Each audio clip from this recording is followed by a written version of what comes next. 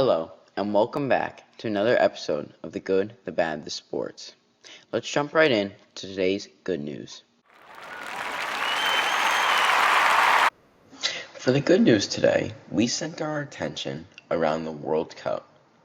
As many of you know, the World Cup has been going on for about a week now, and teams from all around the country are coming to the United States and Canada, the host nations, to play soccer and try and win the World Cup. The World Cup will be going on for pretty much the rest of June and throughout July, and we'll see who wins. But for the good news, we center around the United States men's national team. The United States men's national team has won the group stage. They have advanced out of their Group D, which was a pretty competitive group with Australia. They recently, yesterday, advanced after beating Australia in a close dogfight match, which is a big win. Now, for the bad news of the U.S. team, they lost their star player Christian Pulisic, and he was out for that game, but he's currently undergoing treatment and surgery to hopefully get himself back on the field for the knockout stage where every win matters, every game could be the last for the U.S. team. And it's his calf, so we'll see, because that could be very painful, especially with the immense and intense running that he has to do up and down the field during the soccer game. But yeah, we'll see what happens, and I'll keep updating the U.S. team. And one more note for the good news: Argentina kicked off their World Cup with a strong performance, winning 3-0. And Lionel Messi just showed why he's one of, if not the greatest players of all time, after scoring a hat-trick against Algeria in their first match, which tied the all-time men's tournament record, which he sits at 16 goals, which is just incredible, and further shows the case of why he could be the greatest of all time. But yeah, just cool. Argentina won their first game 3-0. United States going out of the group stage and into the knockout round, and we'll see how far they can make it and see if they can win one this year with a very, very competitive bracket, Argentina being one of the favorites in the tournament with Lionel Messi. Keep it poked away, but no real outlet. Now, let's move on to today's bad news. For the bad news today, we have a very sad story in the NFL. Unfortunately, the former All-Pro defensive end and pass rushers for the 49ers, San Francisco 49ers, has passed away at the age of 36.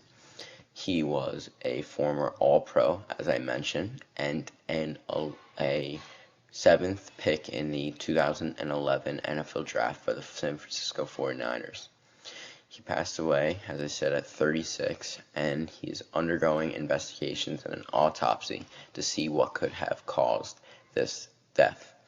Many think that it could have been CTE if he had it from the contact of the NFL, which just shows, if that is what it is, how brutal and dangerous the NFL has gotten, causing a person to tragically pass away before they could live the rest of their lives because they had CTE or any other contact injury that could have caused problems with their head, their heart, anything related to NFL. But just crazy, and all the NFL is grieving this loss as he was just a key player to the NFL, and it's just a very sad story, and I hope his family's okay, and we'll find out what the cause of death was, but just crazy how dangerous the NFL has gotten lately.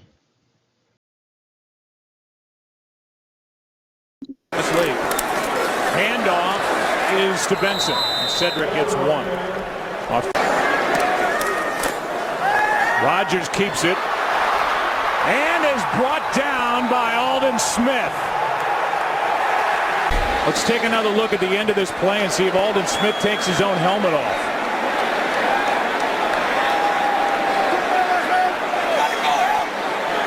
It was starting to come off. For the big sports topic today, we refocus back onto the World Cup. As you can see, the World Cup is a very big topic to discuss, and there's a lot of news surrounding the World Cup, so I thought I'd keep adding on and sharing. Now, the newest thing with the FIFA World Cup is that there are now hydration breaks. Now, you may be like, what is a hydration break? A hydration break is a 3-minute break that's required once per half. So there are 2 halves in soccer, if you didn't know. And you have a 3-minute break where the athletes go to the sideline and they talk over any strategy and get water for 3 minutes instead of having to constantly sub back and forth, where you might keep your star player in for all 90 minutes of the game, which is just terrible. Now, there's a couple of big things surrounding this. For the player safety wise, this is a great thing because there's just extreme heat now because we're moving towards the summer, and it's just very hot in the United States and all over the host nations wherever the people are playing, especially if you were playing in Florida or California, which there are games in those stadiums. Now, from the player standpoint, it allows them to rehydrate, replenish, sit down for a minute and take a breath, take a breather, take a break, whatever they need. And it's just seen as a necessity for players because they need to be healthy, and it's almost a health violation for the players if they don't get a single break in 90+ degree weather where the sun's beating down and they're running back and forth constantly. Now, the part that's heavily debated is for a viewer standpoint. People are frustrated with this because they're used to the World Cup having no breaks just at the halftime, but now they're seeing 3-minute breaks where the players are not on the field, and they don't like it because they almost see it as a TV timeout and an extra way to almost divide the soccer game into quarters, which is not the traditional way of playing soccer, where you just have 2 halves. The clock is always rolling until the ref blows the whistle and it's half or the end of the game. But now the ref is blowing a whistle to stop for the 3-minute break in between halves and in between like half of a game, if that makes sense. And so it's just crazy. Overall, I do like it because I do think the players need a breather. I do think they need water to hydrate because they're going to get dehydrated and have to run with no fuel. So I think it's a good idea. And for a TV standpoint, I mean, it's 3 minutes.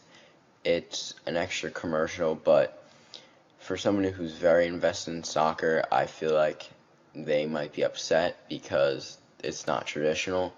But it is necessary because you wouldn't want to see your star player go out if they were dehydrated because they didn't get that break. So yeah, a good overall system that I like, and I think it's worth it.